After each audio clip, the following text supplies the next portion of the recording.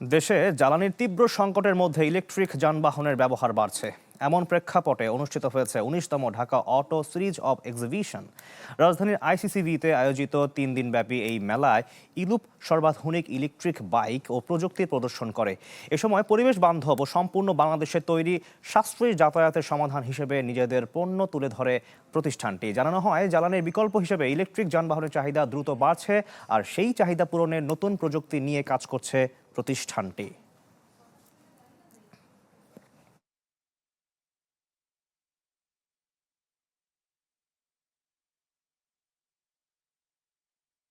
প্রচুর চাহিদা। শোতে এসে আমরা বুঝতে পারলাম, আমরা যেহেতু নিউ কোম্পানি, তারপরে দেখলাম যে আমাদের চাহিদা আছে মার্কেটে ইউজে, এবং অনেকে আসতে পারে ইচ্ছা করলে, এই ট্রেডে অনেকে আসতে পারে। বাংলাদেশের next generation, next future for the E bike is a best. Green financing যদি আমরা একটা পাই, তাহলে আমাদের জন্য অনেক হেল্পফুল হবে। Our products is maybe more friendly for people, for the citizens, for the people use their daily life.